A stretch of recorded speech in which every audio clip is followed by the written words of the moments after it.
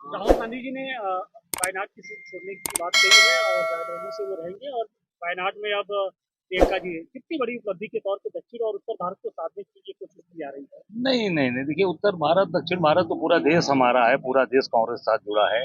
और जिस तरीके से गांधी परिवार ने एक देश के लोगों के साथ जो रिश्ता बनाया, वो निश्चित तौर से बहुत ही, जिसकी जितनी प्रशंसा की जाए कम है, बहुत काबिल तारीफ है।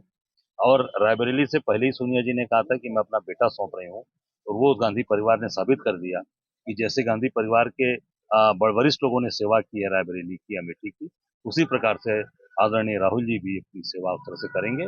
और वायनाड से भी जो वहाँ के लोगों ने जो प्यार सम्मान राहुल जी को दिया, उसी प्रकार प्रियंका जी भी वहाँ के लोगों के साथ जुड़कर काम करेंगी, क्योंकि गांधी परिवार की एक सोच है कि जहाँ जुड़ते हैं परिवार के रिश्ते के साथ जुड़ते हैं, पारिवारिक रिश्ता, और इससे पूरा देश मजबूत होगा, पूरा समाज मजबूत होगा, पूरा राष्ट्र मजबूत होगा। खासतौर से उत्तर प्रदेश की अगर बात करें तो राहुल गांधी जी यहाँ से रायबरेली से रहेंगे तो कांग्रेस के कार्यकर्ताओं में कितना बूस्टअप होगा और कितना उत्साहजनक ये फैसला है आपको। नहीं, निश्चित तौर से इसका बहुत बहुत ही आ, मजबूत परिणाम होगा, आया है। और आगे बहुत ही दूरदृष्टि वाला ये परिणाम आएगा, बहुत अच्छी सोच है। और जिस प्रकार से गांधी परिवार की चीजें वहां से जुड़ी रही हैं, पुश्तैनी जुड़ी हैं, वो निश्चित तौर से और मजबूत होंगी। हम सब लोग मिलकर उत्तर प्रदेश के अंदर पहले भी हम काम कर रहे थे, प्रियंका जी के साथ लेकर, टीम लेकर, हमारे प्रभारी यहाँ के अविनाश पांडे जी और सभी लोग मिलकर, आदरणीय राहुल जी, हम सब लोग मिलकर काम करेंगे। और राहुल जी के रहने से मैं समझता हूँ कि उत्तर प्रदेश ही नहीं, पूरा ये हमारा जो ये उत्तर भारत है, इससे इसका बड़ा संदेश जाएगा। साउथ इंडिया में भी वहाँ काम किया कि परिवार का रिश्ता बना है, वो बना रहेगा, चाहे वायनाड हो, चाहे रायबरेली हो, चाहे अमेठी हो, चाहे उत्तर प्रदेश हो, चाहे चाहे वो केरल का। और इस एक कदम से उन लोगों को किस तरीके से जवाब मिलेगा जो ये कहते थे कि अमेठी और रायबरेली से गांधी परिवार ने कदम पीछे खींच लिए। नहीं, देखिए वो सब तो झूठी बात बोलने वाले हैं लोग, उनकी बात नहीं। वो केवल और केवल झूठी और फ्रॉड पॉलिटिक्स करते हैं। 400 पार, 80 में 80, 10 लाख पार, सब सब हवा निकल गई। उत्तर प्रदेश ने, पूरे देश ने जवाब दे दिया। 400 पार कहाँ निकल पाए, 80 में 80 कहाँ हुआ।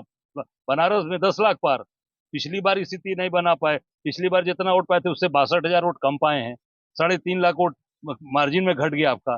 अब इससे बड़ी आपकी बदनामी क्या होगी, इससे बड़ी थेथेरी क्या होगी। उसके बाद भी आ रहे हैं धन्यवाद देने। अरे क्षमा मांगने आइए, क्षमा मांगिए काशी की जनता से। प्रियंका गांधी का मल्लिकार्जुन खड़गे ने तारीफ किया है, इसके अलावा राहुल गांधी ने तारीफ किया है। उन्होंने कहा है कि रायबरेली से मेरे परिवार का रिश्ता है और वायनाड में 2 सांसद रहेंगे राहुल गांधी। देखिए प्रियंका जी की तारीफ पूरा देश कर रहा है, पूरे कार्यकर्ता करते हैं, पूरे नेता करते हैं, क्योंकि जिस तरीके से उन्होंने लोकसभा के चुनाव में और पूर्व के चुनाव में जिस तरीके से उन्होंने आगे बढ़कर काम किया है, जिस तरीके से नरेंद्र मोदी की झूठे वादों का जिन्होंने खुलासा किया प्रियंका जी ने, निश्चित तौर से वो वरिष्ठ हम सबकी नेता और हम सबके परिवार के सदस्य हैं। देखिए ये सब मैं समझता हूँ कि केवल मार्केटिंग और केवल एक इवेंट का कार्यक्रम हो रहा है। प्रधानमंत्री जी को इससे बाहर निकलना चाहिए और किसानों का दुख दर्द जानना चाहिए। अब उनसे वही किसान मिलेंगे जिनको टोपी पहनाया जाएगा, जिनको उनका पूरा बड़ाई कराया जाएगा मोदी जी से। मैं तो आग्रह करूंगा मोदी जी से कि जिन किसानों की जमीन जो योजनाओं में जा रही है, जैसे ट्रांसपोर्ट नगर के किसानों से मिलिए, वैदिक सिटी के किसानों से मिलिए, काशी द्वार के जो किसान जिनकी जमीन ली जा रही है उनसे मिलिए, जो स्टेडियम आप बनवा रहे हैं गुजरात के व्यापारियों से जो जमीन ले रहे हैं उनसे मिलिए। कम से कम उनकी बात सुनेंगे तो ये उससे जो वस्तु स्थिति है, जो किसानों का दर्द है, दुख है, वो आप सुन पाएंगे। वो केवल बनावटी किसान और जो आपके जो अगल बगल जो भाजपा के नेतागण हैं उनके जो आगे पीछे घूमने वाले लोग किसानों को बनाकर आप मिलवाएंगे, मैं समझता हूं कि उससे किसानों का दर्द और बढ़ेगा, किसान और नाराज होंगे। क्यों किसानों की जमीन जा रही है जो माँ के समान है, जबरदस्ती जमीन ली जा रही है, बिना कम मुआवजा देकर परेशान किया जा रहा है। अब जैसे ट्रांसपोर्ट नगर के लोग हैं उनको 97 का मुआवजा दे रहे हैं, वो 1 बिस्सा 2 बिस्सा के काश्तकार बेचारे कहाँ जाएंगे, वो मर जाएंगे।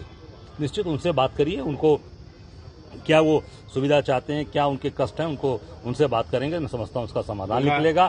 केवल दिखावटी और इवेंट और मार्केटिंग छोड़िए, जो किसान प्रताड़ित है, जो प्रभावित है, उससे मिलिए। गंगा आरती भी देखने जा रहे हैं, गंगापुत्र कह रहे हैं कि अब गंगापुत्र। हाँ, गंगापुत्र भी तो आप न्यूज़पेपर्स में छपा है कि गंगा जी का पानी आचमन योग को छोड़िए नहाने लायक भी नहीं है। तो मैं मोदी से कहूंगा कि अगर वो दसास में जा रहे हैं तो वहीं पर 5 डुबकी लगाएं। 5 डुबकी वहीं गंगा जी में स्नान करके उसके बाद गंगा आरती में बैठे। मैं समझता हूँ कि गंगा जी का दुख दर्द उनको समझ में आ जाए। बाबा विश्वनाथ के दरबार में भी जा रहे हैं और बाबा विश्वनाथ के दरबार के लिए आप लोगों की ओर से एक मुहिम भी चलाई जा रही थी कि काशी वासियों के लिए एक अलग से एंट्री गेट दिया जाए। मैं तो एक सहमति बनी है, लेकिन क्या लगता है? मैं तो कहना चाहूंगा आशुतोष जी कि मोदी जी को कल मन से घोषणा करना चाहिए। अगर आप काशी के सच्चे पुत्र हैं, सच्चे बेटे हैं, बाबा विश्वनाथ के भक्त हैं और काशीवासी को आप अपना मानते हैं, तो कल मोदी जी मेहदीगंज से घोषणा करें कि काशीवासियों के लिए एक द्वार अलग से, और 24 घंटे उनको कोई रोका नहीं जाएगा। बनारस के लोग जब चाहेंगे तब उनको उस द्वार से दर्शन बाबा विश्वनाथ का और अपने बाबा का दर्शन करना। काशी के लोग जब बाबा के दर्शन नहीं कर पा रहे, तो कल मोदी जी को कल ये घोषणा करनी चाहिए कि एक द्वार काशी के वासियों के लिए, जो हम निश्चित तौर से उसकी घोषणा करते हैं। एक अंतिम सवाल, ईवीएम को लेकर भी सवाल जो आप लोग की ओर से उठाए जा रहे थे, एलन मस्क ने भी कहा है कि छेड़छाड़ संभव है। निश्चित तौर से इसकी जांच करानी चाहिए। जो बात सामने आ रही है, इतने बड़े बड़े लोग बोल रहे हैं, निश्चित तौर से इसको प्रतिबंधित करना चाहिए।